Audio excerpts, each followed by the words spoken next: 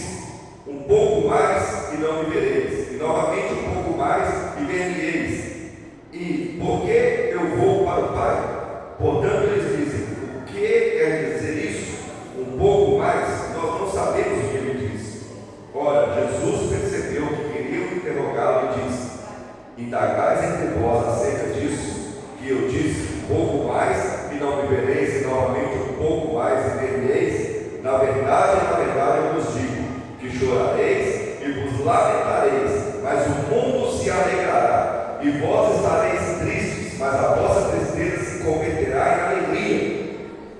A mulher, quando está para dar à luz, sente tristeza, porque é chegada a sua hora, mas logo após ela ter dado à luz a criança, já não se lembra da angústia pela alegria de haver nascido um homem ao mundo. Agora, portanto, vós tendes tristeza, mas eu vos verei novamente, e o vosso coração se alegrará, e a vossa alegria nenhum homem vos retirará.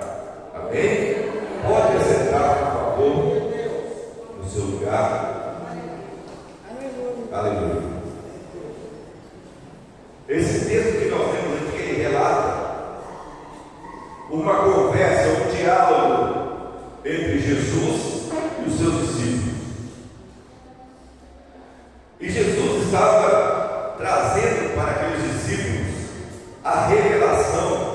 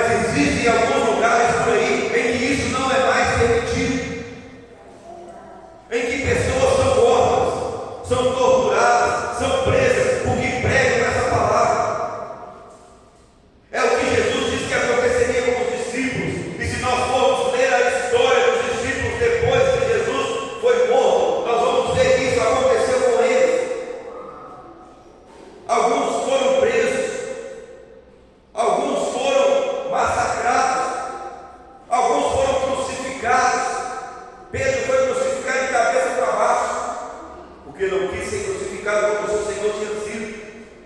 Outros foram esquartejados por causa dessa palavra, para que hoje eu e você tivéssemos a oportunidade de entrar em um templo e de ouvirmos falar a respeito desse Jesus e nos preparar para participarmos dessa mesa e prepararmos a nossa alma para um dia morar com Ele. Foi necessário que muitos homens morressem por causa dessa palavra. E hoje nós, com toda a comodidade que nós temos, com toda a facilidade que nós temos aqui no Brasil, tem muita gente que ainda não está querendo ouvir essa palavra e virar as costas para ela. Glória a Deus, aleluia, Deus. Deus não mudou. Aleluia. A palavra de Deus não mudou e ela não vai mudar. Nós estamos vivendo um tempo muito difícil. Nós estamos vivendo um tempo muito complicado,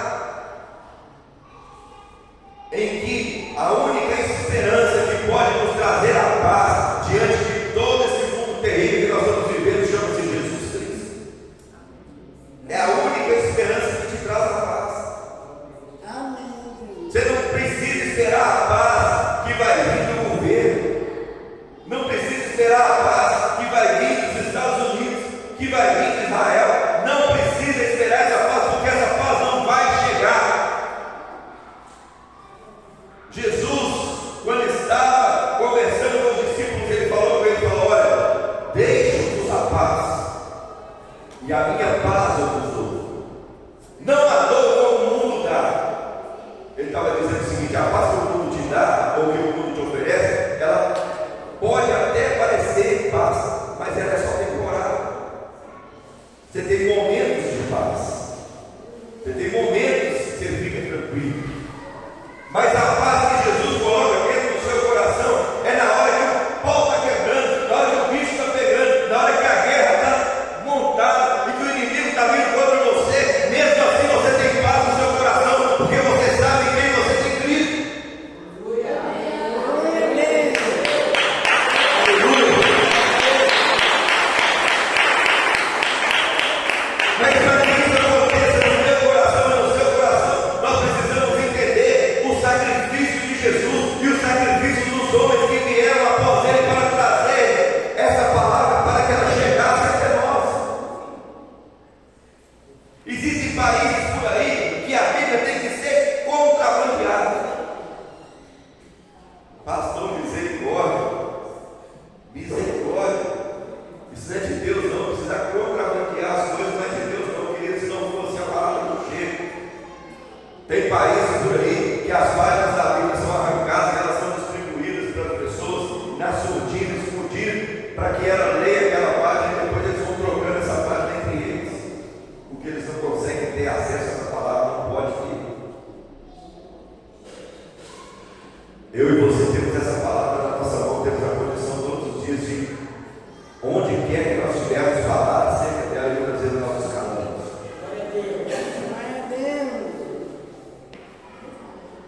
Muitas vezes a gente deixa de falar, a gente deixa de meditar, a gente deixa de entender o que Deus está falando, e aí a gente quer compreender. Quando nós falamos e pedimos ao Senhor que fale conosco, nós queremos compreender o que Ele fala, mas como é que nós vamos entender o que Ele fala se nós não temos comunhão com Ele?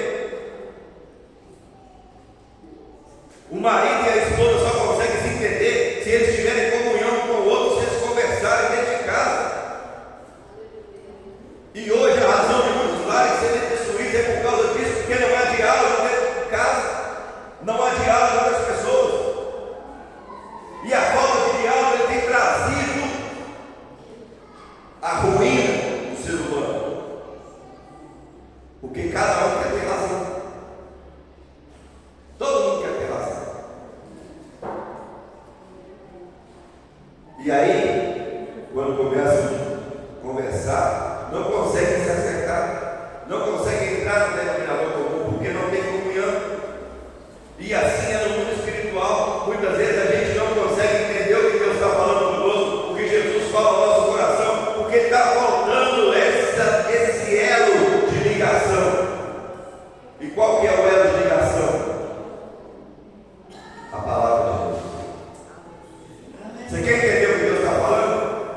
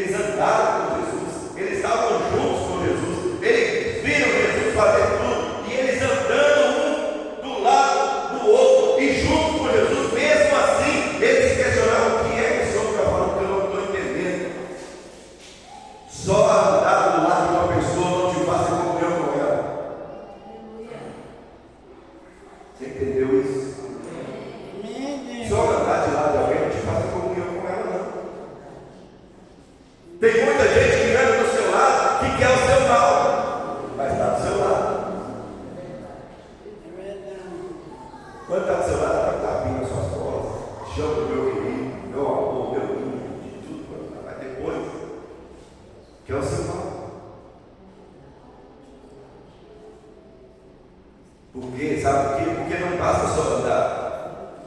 Só andar e passa, tem que ter comunhão. Você tem que estar junto.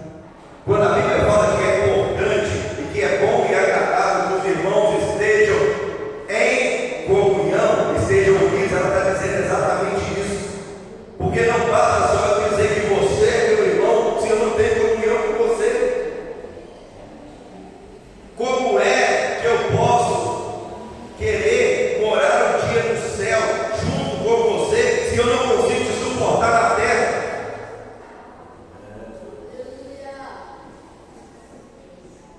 Você quer morar no céu? Então você precisa aprender a amar seu irmão. Você vai conviver com ele lá por toda a eternidade.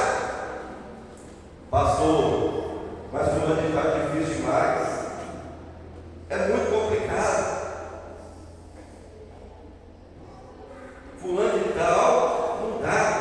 Não passa aqui. Meu santo não bate com dele. Misericórdia. Você já viu gente falando isso? O santo que habita dentro de você é o santo de Israel, é o mesmo santo que tem que estar habitando dentro do seu irmão, querido. Tem essa conversa, meu santo, não faz você, não para com isso.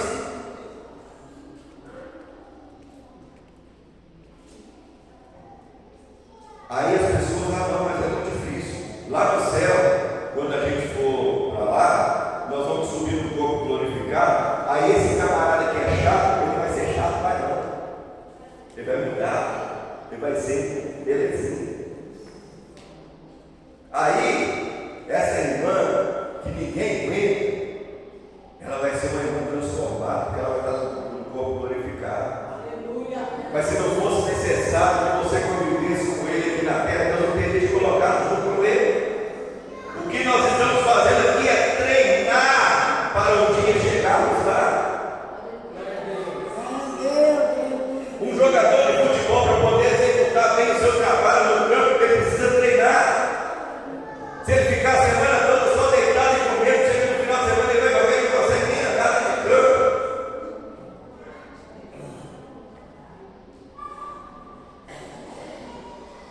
Quando a gente precisa decorar alguma coisa, a gente vai participar de um teatro, de alguma coisa que tem alguma fala, a gente tem que ficar lendo lá, aquilo lá e decorando, para a gente chegar aqui e não dar um trabalho.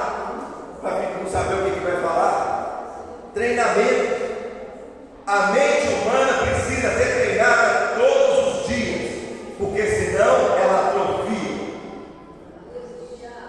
E tem muita gente aí que está com a mente regredindo porque não está treinando a mente. Sabe como é que você treina a sua mente?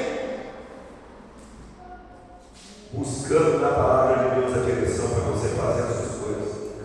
Lendo, meditando essa palavra.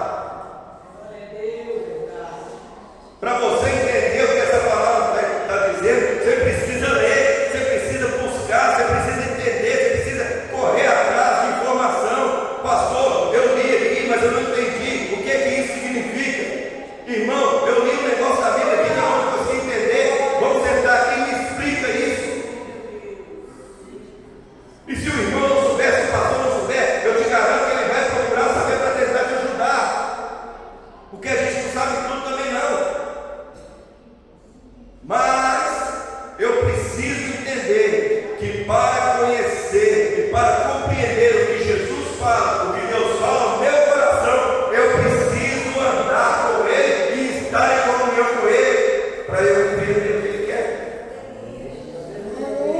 Jesus falou com os discípulos, olha, eles não precisavam falar com Jesus.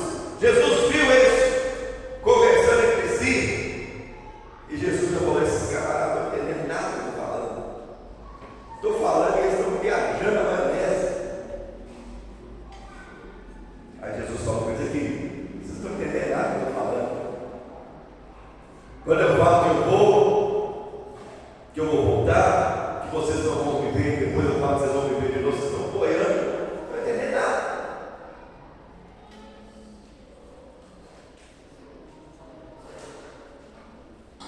Às vezes Jesus está falando no nosso coração, na nossa mente, nós não entendemos nada.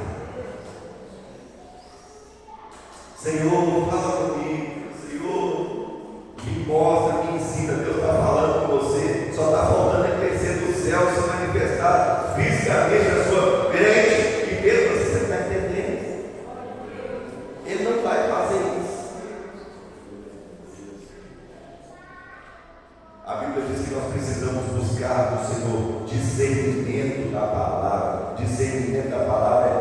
buscar o entendimento que está escrito aqui.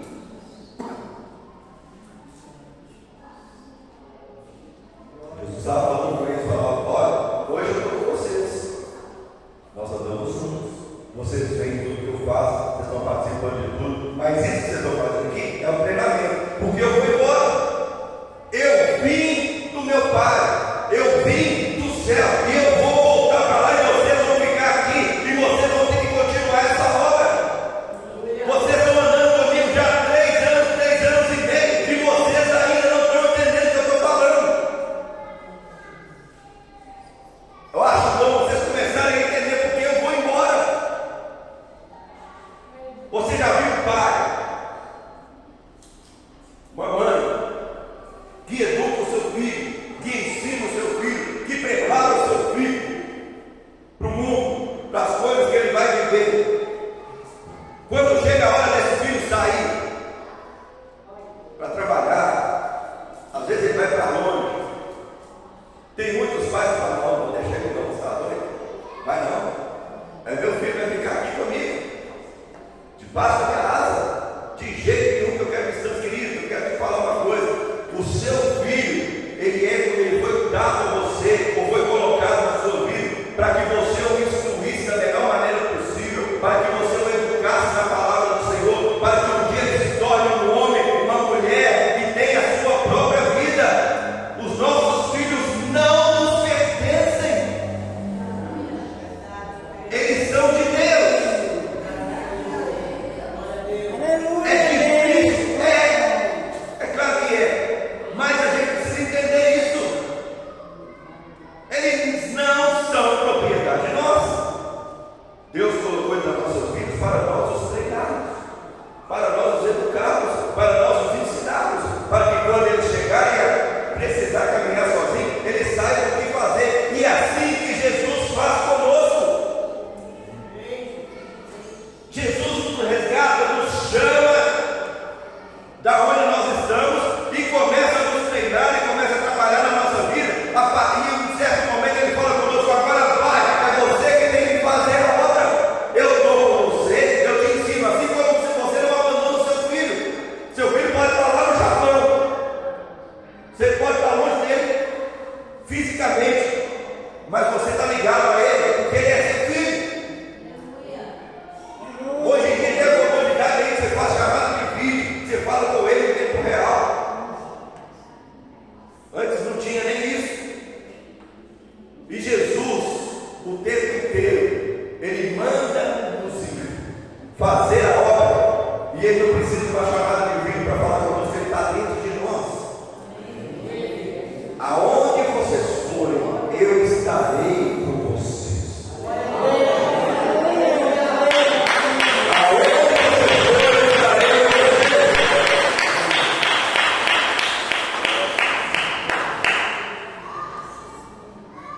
Nós vemos aqui a mulher que está para dar a luz. Já falei isso aqui outro dia. A mulher quando está grávida para dar a luz, que está perto da hora de dar a luz, ela está desesperada para chegar a hora para acabar logo aquilo. Porque ela já não está dormindo direito. As posições incomodam. Ela está pesada. O corpo dela está todo modificado por causa da gravidez. Então ela está querendo logo que aquele filho nasça, que o parto aconteça, que corra tudo bem. E aí ela sabe que quando acontecer aquele momento, o filho nasceu, está tudo bem, esse problema acabou. A Gisele, quando engravidou do Arthur,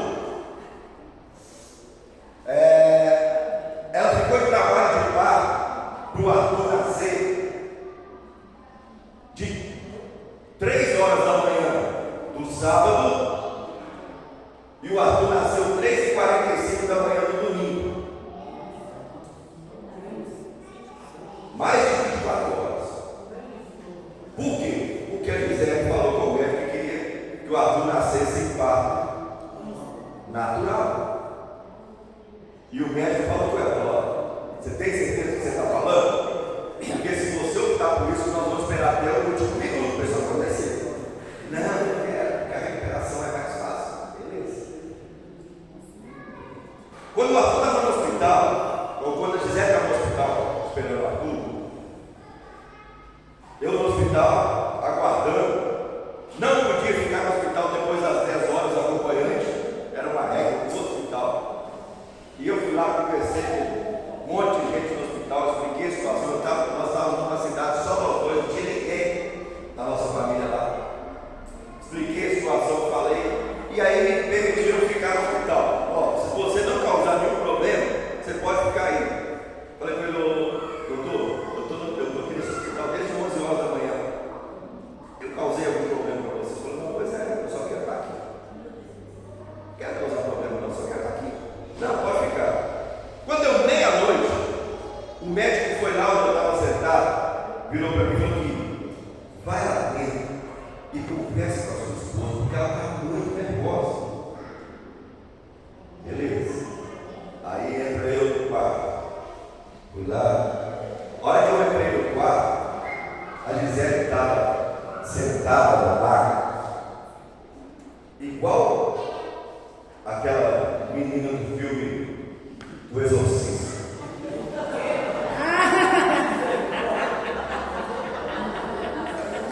Sério? Com o cabelo tudo pra cima, o olho arregalado, só faltou subir na parede e costa. Eu falei, misericórdia. Eu entrei na porta e falei, vou voltar. Aí eu virei para ela e falei, e aí, como é que você está? Como você acha que eu estou? Estou morrendo de dor. Eu não sei mais o que eu faço. Esse menino está demorando para nascer, eu já não estou aguentando mais, eu estou sofrendo demais. Eu falei com ela, calma, porque não é você. Calma, porque não é você. Aí eu falei, calma, vai dar certo. Não, eu não aguento mais não. Vai lá e fala com esse médico, pelo amor de Deus, para ele fazer alguma coisa, para ele fazer cesárea, seja o que for, porque eu não aguento mais. Eu falei, filho, olha, o médico já avisou lá atrás que ele não ia fazer, que ele não vai fazer, ele vai esperar o parto natural.